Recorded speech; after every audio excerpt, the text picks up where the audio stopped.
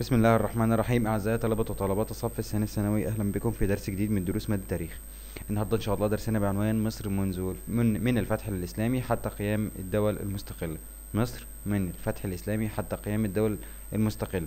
طبعا ده درس مهم جدا لأنه بيخص مصر والتاريخ الإسلامي لمصر. طبعا فلازم احنا نهتم بيه بما إننا احنا طبعا مسلمين مصريين. في الدرس بتاع النهارده هنتعرف على أحوال مصر قبل الفتح الإسلامي وكيف تم فتح مصر، وبعد كده مصر في عصر الولاة. طبعا مصر قبل الفتح الإسلامي كانت تحت حكم الرومان منذ عام 30 قبل الميلاد، وقد ساءت أحوال مصر في عهد الرومان، سواء الأحوال السياسية والاقتصادية أو الدينية كلها كانت سيئة. فالحياة السياسية كان يحكم مصر حاكم عسكري يقبض على جميع الشؤون الإدارية والمالية والقضائية من مقر في الإسكندرية. دي بتيجي يدلل على صحة العبارة الآتية: كان نظام الحكم الروماني سيء في الحياة السياسية. طبعا هنقول دوت. وكان أيضا في الاقتصاد كانت الحياة سيئة، بسبب طبعا أن مصر كانت مخزنا لمد روما بالغلال. فقد بلغ ما ترسله إلى روما سنويا حوالي 135 ألف طن، وكان الشعب يعاني من كثرة الضرائب، لذلك كان عليه أن يكد ويكدح لخدمة المستعمرين. أما الحياة الدينية فقد أهل مصر حريتهم الدينية والعقائدية، وتعرضوا لكثير من الظلم والقهر، حتى اضطر الكثير منهم إلى الهرب والاختفاء في الصحراء، مثل شخص يدعى بنيامين بطريرك الكنيسة. اسمه بنيامين، ده كان بطريرك الكنيسة الأرثوذكسية المصرية. ظل مختفيا من بطش الرومان لمدة كام عام؟ 13 عام. طبعا لم يخرج إلا بعد دخول المسلمون إلى مصر. طيب، الفتح الإسلامي لمصر، بما تفسر الفتح الإسلامي لمصر؟ أو هل بدأ الفتح الإسلامي لمصر في عهد عمر بن الخطاب؟ هنقول لا طبعا. بدأ التفكير في دعوة مصر إلى الإسلام منذ عهد الرسول صلى الله عليه وسلم، عندما أرسل كتابا إلى المقوقس يدعوه إلى الإسلام، ثم عيد التفكير في فتحها بعد إتمام فتح الشام في عهد الخليفة عمر بن الخطاب. وكان لفتح مصر دوافع وأسباب، في أسباب أو عوامل دينية وعوامل حربي وعامل تاريخي. فالعوامل الدينية تتمثل في تنفيذا لأقوال الرسول صلى الله عليه وسلم وتبشيره بفتح مصر، والدعوة الإسلامية، ولكي تصبح مصر سندا قويا للمسلمين لنشر الدعوة الإسلامية. أما بالنسبة للعامل الحربي، تتمثل في تأمين الفتوحات في الشام وفلسطين، حيث كان وجود الروم في مصر يهدد البلاد الإسلامية في الشام وفلسطين وشبه الجزيرة. أما كانت مدينة الخلافة نفسها أو مقر الخلافة في المدينة المنورة، كانت قريبة من بحر القلزم أو ميناء القلزم في السويس طبعا، وكان لابد من فتح مصر لصد هجمات الروم منه. أما بالنسبة للعامل التاريخي، صلة العرب بالروم منذ القدم عن طريق سيناء شمالا والبحر الأحمر شرقا. طيب، في هناك كان يعقد مؤتمر عسكري بين عمر بن الخطاب بالجابية. الجابية طبعا مدينة في فلسطين. طبعا قدم فيه عمر بن العاص معلومات متكاملة عن مصر، و وضح لعمر بن الخطاب أهمية موقع مصر. طبعا خصوصا أنها وصلت في حالة من الضعف في عصر الرومان، وقد أراد عمر بن العاص أن يفتح مصر طبعا. وطبعا وافق عمر بن الخطاب على فتح مصر. فاتجه عمرو بن العاص بجيش بلغ عدده 4000 مسلم من قيصرية بفلسطين إلى مصر. طبعا عمرو بن العاص كان زار مصر قبل ذلك في الجاهلية، لأنه كان يشتغل بحرفة التجارة، وكان يعرف دروبها وطرقها. فأول المدن التي وصل إليها عمرو بن العاص هي مدينة العريش. طبعا وصل إلى العريش وفتحها بدون مقاومة من القوات الرومانية، ثم تابع المسلمون سيرهم حتى وصلوا إلى مدينة الفارما اللي هي مدينة بورسعيد دلوقتي. والفارما كانت أول موضع من أرض مصر اشتبك فيه عمرو بن العاص مع الروم.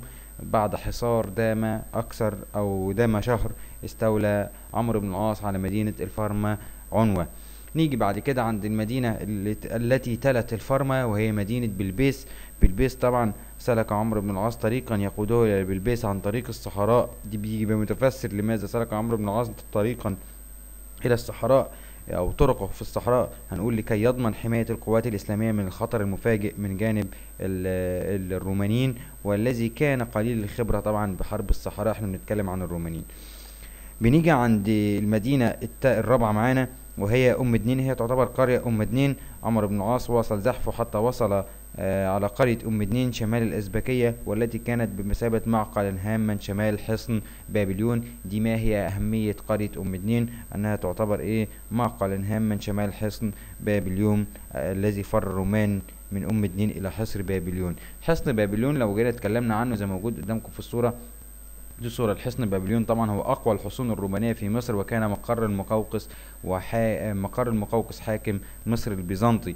طبعا عمرو بن العاص عندما وصل إلى حصن بابليون حاصره وطلب من الخليفة المدد. الخليفة طبعا عمرو بن الخطاب، فأرسل له 4000 رجل، واستمر الحصار لمدة 7 أشهر.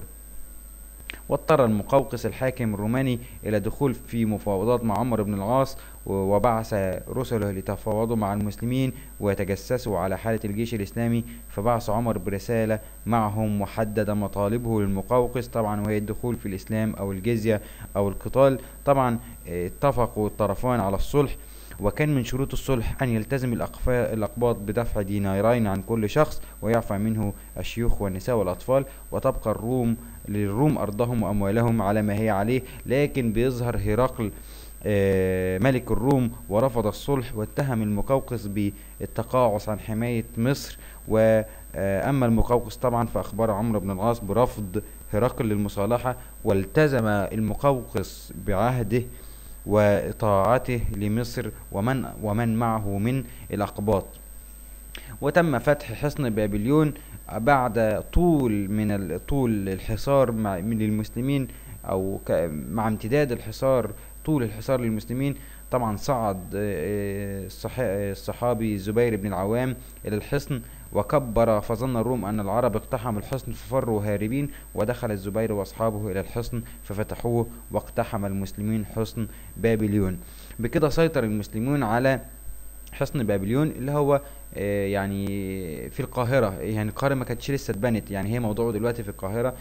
فهيتجه بعد ذلك عمر بن العاص إلى الإسكندرية، اللي هي ده بقى اللي هي عاصمة الدولة الرومانية، أو العاصمة في مصر. فهيتجه بعد ذلك عمرو بن العاص إلى الإسكندرية. وصل عمرو بن العاص زحفه بجيشه فوصل إلى الإسكندرية بعد عدة معارك في داخل مصر، وفرض عليه الحصار لمدة كم شهر؟ 4 أشهر. وتحصن الروم باسكندرية ويدافعوا عنها بكل قوة طبعا، ووضع عمرو خطة حربية نفذها جنوده بكل بسالة طبعا. وعلى آثار تلك الخطة تم عقد صلح الإسكندرية. بعد إتمام الفتح أصدر القائد عمرو بن العاص بيانا أمن فيه الأقباط على عقائدهم وأعراضهم وأموالهم وأولادهم، وألغى فيه كل أنواع الضرائب التي فرضها الرومانيين على المصريين في عهد البطريرك بنيامين وجميع الأقباط،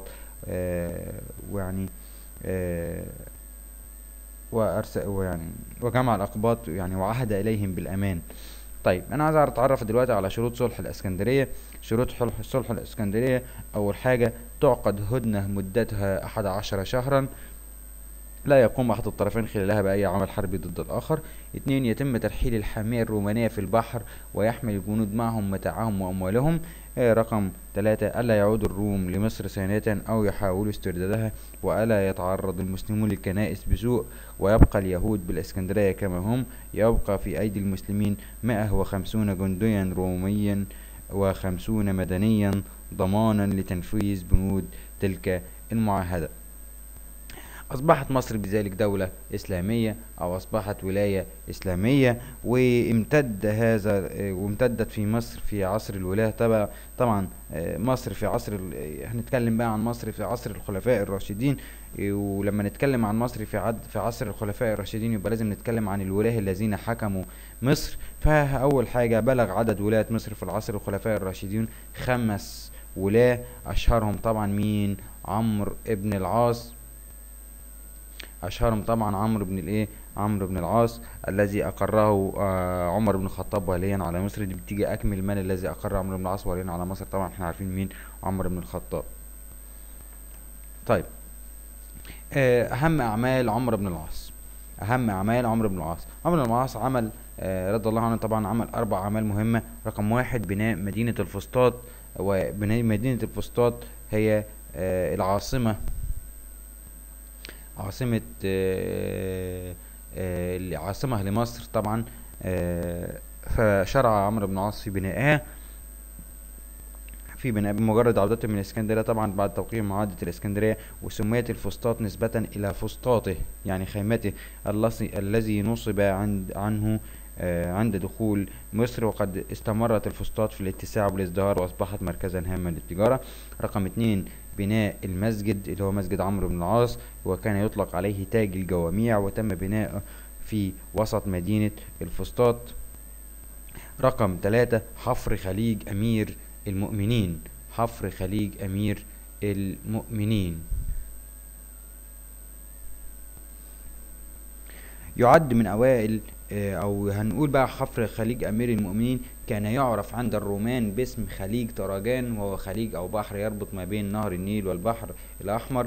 فسمح طبعا الخليفة عمر بن الخطاب بتسمية هذا الخليج بخليج أمير المؤمنين. ومن ضمن النتائج التي ترتبت على حفر خليج المؤمنين ازدهار الفسطاط وانتعاش حركة التجارة، وجرت فيه السفن ووصلت إلى الحجاز محملة بالغلال. في هنا سؤال مهم، كان يعرف القناة التي تربط ما بين النيل والبحر الأحمر باسم نقول ايه؟ خليج تراجان أو تراجان، خليج تراجان. طيب الحكم والإدارة في مصر. طبعا لما فتح العرب مصر وجدوا بها أنظمة قديمة، اكتفى العرب بالإشراف على الإدارة بوجه عام. كانت مصر مقسمة إلى قسمين، مصر العليا ومصر السفلى، وكان القسمين الرئيسيين فيها كان مقسمين إلى كور، وكلمة كور يعني أقاليم. كانت مصر مقسمة إلى 80 كور أو 80 إقليما. مصر في العصر الأموي. لما نتكلم عن مصر في العصر الأموي يبقى طبعا هنتكلم على ان معظم الوظائف الكبرى في الدولة الإسلامية كانت بيحكمها العرب في عصر الدولة الأموية. بلغ عدد الولاة أو في عصر الأموي 26 واليا. من أشهر الولاة عبد العزيز بن مروان الذي حكم مصر حوالي 20 سنة. ومن أهم أعمال العزيز ابن مروان طبعا رقم 1 بنى مقياسا للنيل وزاد في جامع عمرو بن العاص، واتخذ من حلوان مركزا ودارا له بعد إصابته بالجذام.